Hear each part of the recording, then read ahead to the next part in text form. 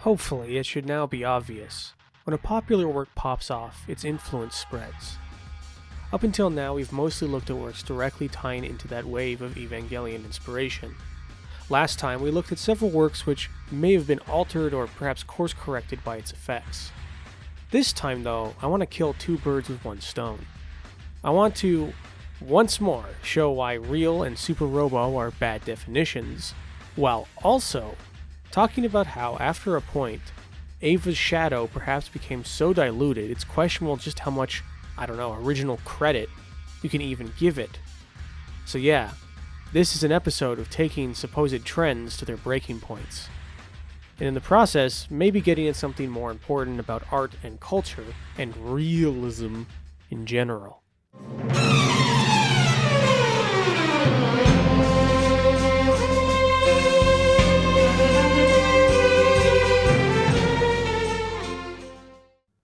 Broadcast from October 1999 to March of 2000, Blue Gender would span a now pretty common 26 episodes. As the extremely cool intro sequence shows off, Blue Gender is a member of the foundational lineage of mecha. That's right, the Starship Trooper DNA. Big bugs, big robots, futuristic war. The intro rocks, and at least according to its English dub vocalist, she was never properly paid for performing its superb late 90s grunge rendition of it, which is sad. Getting back to the show proper, I don't think it's too crazy to say that fundamentally, there is something really cool about shooting big bugs in a big robot suit. It, in some form or another, has stuck around as a certified cool idea in pop culture. Helldivers 2 is a living example of just how popular that can be. Wreck-It Ralph made fun of it. From Lost Planet in video games to even James Cameron's Aliens, there's just some kind of inherent appeal here. Like knights of old in plate armor fighting dragons, their future transposition is the big robot bug shoot event. Now, without going any further, it shouldn't be too odd to say, wow, this is not, at first glance, at all like Ava. It's from a completely different lineage. That's also why I mention it. To understand exactly why, though, let's quickly run through the basic premise. Yuji Kaido is a guy frozen after suffering from an incurable illness. Waking up in the nightmarish year of 2031, he finds that basically the whole world has been Starship Troopered. Giant insects are everywhere, and humanity pretty much holds on to just a scant few beachheads. In a massive globe-spanning war, the majority of human survivors living out in space. He is rescued by a military unit with our main protagonist of Marine.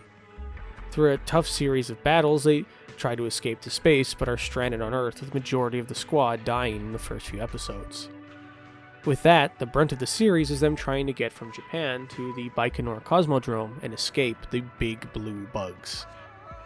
If you were to derive your entire impression from the first arc of the show, as it felt to me when I first watched it many years ago, it felt like, finally, the super gritty space mech bug war story I always wanted, after Verhoeven foolishly ditched the big robots from his live-action adaptation of Starship Troopers.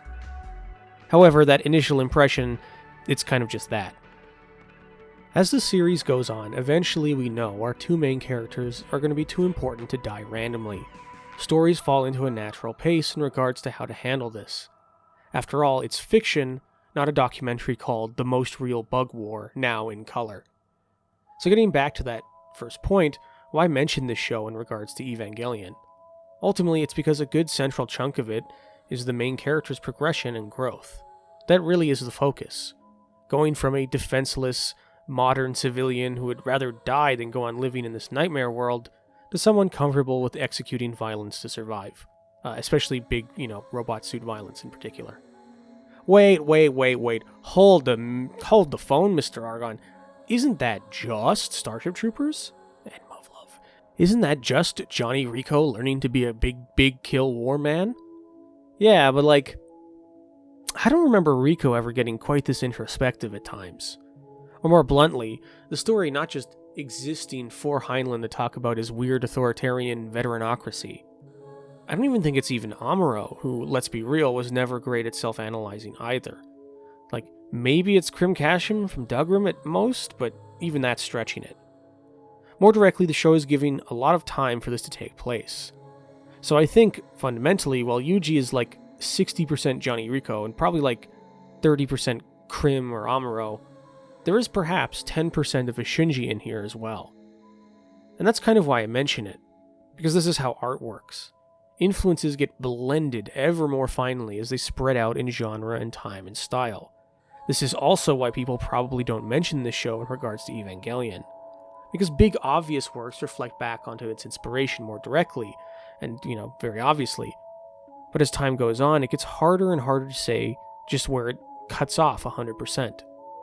The original Master Chief can shoot a bug, but it's not really Heinlein's Pentomic Nuke and Scoot version anymore. Likewise, with Blue Gender, we have our Johnny Rico Bug War story main character, but he is now 10%-ish a Shinji Ikari. So Blue Gender is a great example, as it came out literally not even half a decade after Eva, but already is mixing one possible element of Eva, that being a mecha protagonist with a lot of introspection, in so finely they kind of just blend it all in there. Hey, but this is a real robot show. That part is true Argon. That's different from Evangelion. Yeah, so about that. Why their heads always be sticking out like that? Like tank commanders turn out when not being shot at to improve situational awareness for the vehicle. But considering these bugs shoot acid and have pointy horns, this seems like just kind of a bad idea. Worse yet, over the series the bugs evolve to become harder and harder to kill. Sticking your head out doesn't help that very much. The answer is, as I've said in the past, that real was only ever a relative relationship at best. Much like the Evangelion's arbitrary time limit when their cables are disconnected, all of this is rooted in the same basic fundamental principle. As noted by Tobias Capwell on the Royal Armory channel, in fiction, especially Hollywood, but more broadly just kind of all over the place, knights, which is really what mechs kind of are a lot of the time, when they're in stories clad in full armor, always risk coming off as comical, either because they lumber around like a bulldozer, or because they're in so seemingly immune a position to danger, the audience no longer feels a sense of tension around them being in danger at all, really. So the head sticking out, or Ava's time limit, or whatever, is all just tying back into that. Budget aside, this was one of the probable reasons Verhoeven correctly ditched the supersuits for his film adaptation of Starship Troopers. Making the main character still insanely jingoistic and brazen, but also incredibly squishy, is perfect for satire. This is also, finally returning to Blue Gender, why their damn heads stick out. Unlike Pat Lever's tactical turning out, which was just a nod to larger military vehicles, Blue Gender does this to negate the seeming invulnerability the robot suit implies. It is willing to sacrifice some of that oh-so-precious realism to do it. Meaning, even in our pretty purebred mecha bug show, the real bit of real robo can be thrown into the garbage to generate story tension instead. Now, do you need that? Not at all. Muv-Love made there be 1 bajillion bugs, and some of the bugs can shoot you with lasers, and that did pretty well.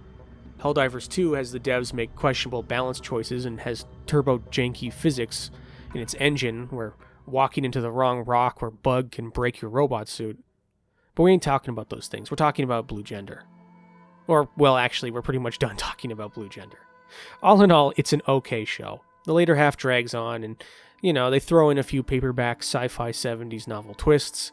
It still has a few good moments and some kind of interesting ideas, but the execution is really nothing to write home about. It's for me a kind of C+, B- show in my books. I think its strongest elements are really how the Bug War affects Yuji psychologically over the series, dealing with the trauma of it and how it both drives and dehumanizes him. It's something that Starship Troopers doesn't really focus on well, that in trading away your general humanity for war skills, you actually lose something in the process. And maybe that 10%-ish Shinji, maybe, helping to draw it out of his character. The other big thing is having the romantic protagonist of Marine also go from the stoic, war-jaded, action woman pilot to sensitive because of relating to him. It's a good contrast. The Bug War then acts just more as a driver of all that. If that sounds cool, or if you really like big Bug War stories in general, maybe give it a watch. However, there is an even better example of both of these big ideas I mentioned at the start. The influences of Eva spiraling outward, and the innate paradox of realism and giant robot, and the tension between both. airing even earlier, from October of 1998 to March of 1999, a year before Blue Gender and just a year after Evangelion's movie production, Gasaraki would be made. Now, if you only know the show from its equally if not more killer than Blue Gender's opening, or from, I don't know, anime Twitter 18-second clips, this is it. Finally, the real robot show. I mean, come on, every machine is an intense piece of equipment. We've got whole support command vehicles coordinating them, combat paradrops from cargo planes. They even fight real military vehicles like Abrams tanks and Bradley IFVs. The design is grounded. Look, it isn't even very big, it's maybe 4 meters. The choice of a large caliber autocannon as a primary armament, not just another freaking minigun Western game devs, please. It's a lot more sensible. They have some neat features and even forgo Gundam or Votoms just skate around on wheels or thrusters. Instead, they, in general, walk or run with their legs. There's even a kind of idea being given over to like traction control. So 50% of the core identity of a humanoid fighting machine, right? Okay, now if you have seen the show, you probably know the jig is up and you've been kind of giggling in the background. Gasaraki was made by Ryosuke Takahashi, yes, the same of Votoms and Dougram fame, and produced by Sunrise. If I remember correctly, the Osaka studio branch. In a lot of ways, if brain-powered was make Tomino do Eva, you could elevator pitch Gasaraki to someone as make Takahashi do an Eva. The end result being a supremely odd show. So these mechs, yeah, the mechs are not really mechanical underneath all of that, but are actually pseudo-organic combat armors. Hey, well that could still be summoned via no theater zen dancing from some kind of higher plane of existence. Okay, well that's a little bit out there, but also they were used in Japan's ancient past, of which the main character Yushiro and the female protagonist of Miharu belong to ancient samurai clans, who directly used them in their past life incarnations. So yeah, much like Votoms, these supposedly real bits are cut pretty hard with a fine marbling of weird stuff. It also isn't really fair to call this Takahashi's Eva either, full disclosure. Busy with several projects, it would fall over to Goro Taniguchi, assistant director, and Toru Nozaki, scriptwriter and series planning, to figure out just what Gasaraki was supposed to be. Takahashi's providing more of a final thumbs up / down during production. The end result is a work which is ultimately pulled in many different directions. The latter half of the series pivots heavily into a grain economics and superdimensional being element as its key plot points. This unfortunately sidelined Yushiro's central role in the story, because even the director commented that he didn't feel comfortable having a 17-year-old dictate world events. What this ultimately causes is Gasaraki to be a very neat, if not exactly amazingly put together and final result product. So returning to the Evangelion factor, we do get some strong hints of a very strange Ayanami-like main female lead in Miharu. We get, in general, a lot of focus on how piloting the mech puts extreme mental pressure on the pilots and support staff trying to back them up. We have, in a way, chunks of Ava's Nerve bridge crew being melded into JGSDF male realism. But as you can probably tell by now, no, this one also isn't brought up very often, because Gasaraki's weird combo of elements kinda goes into its own strange direction. That's why it is another interesting example. As mentioned last time, simply saying everything is ripping off, bad, or isn't ripping off, good, isn't a good approach to understanding art, because it often isn't quite so simple when you dig into things. I would go as far as to say that Gasaraki isn't even particularly great, even though it did do its own thing. Gasaraki swapped out Ava's Christian symbolism for Zen Buddhism and mysticism. It swapped out Nerve and Cele's apocalyptic instrumentality plan for one centered on an anti-American Japanese military coup d'etat, using conflicts to manipulate grain prices into leveraging its plot. The ratio of big weird stuff is still the same, but the nature of the big weird stuff has shifted. So it works as a great example, kind of like brain-powered, of how art actually really works. When a big popular work like Eva establishes a trend or formula, much like also the Big O, other artists are probably more interested in using the formula to work it out into a different and kind of weird and unique end equation and result. Because ultimately what inspires artists is actually a lot more subjective to each one. For Anno, it was Ultraman and UFO, but for Nozaki or Takahashi, it was more of a Mamoru Oshii-like political thriller with ensemble cast. As much as, for example, in the West, something like Star Wars can make something like Battlestar Galactica. Okay, so it kinda did and didn't rip off Eva, but like, come on Argon, what about the realism? The real Robo? Okay, listen, I can sum this up pretty quickly. There is a video, which still exists. It is called Tanks versus Small Mechs. It has 1.2 million views, and has caused 18 years of arguments on YouTube and in forums where it gets posted. And you know what show is used in it? That's right, Gasaraki. This guy or girl or whoever, Anguizette, 18 years ago foolishly thought they would use this new YouTube thing to upload a clip from a cool show they liked. What a naive person. Instead of nitpicking Gasaraki here on how badly it got mechanized cavalry formations, I will do the adult thing and restate my Death of Mecha video point and thesis. There is no real mecha thing. Not even Revenge of Mecha, which, I made no less, is that. All realism in fiction is relative. If it makes people suspend their disbelief to get into the story, it worked. Gasaraki's paranormal muscle tentacles bursting out of its machines are a perfect literal metaphor of the cooler-than-real-life, big fictional robot squeezed into a bolted-on armor of realism. Real Robo is, in a nutshell, nothing more than a mirage. And like all desert mirages, its effectiveness really depends on how thirsty the subjective viewer is to have their niche desire in media quenched. Ultimately, telling a compelling story was, and will probably always be, more interesting in fiction. These shows are anime after all, they're not documentaries.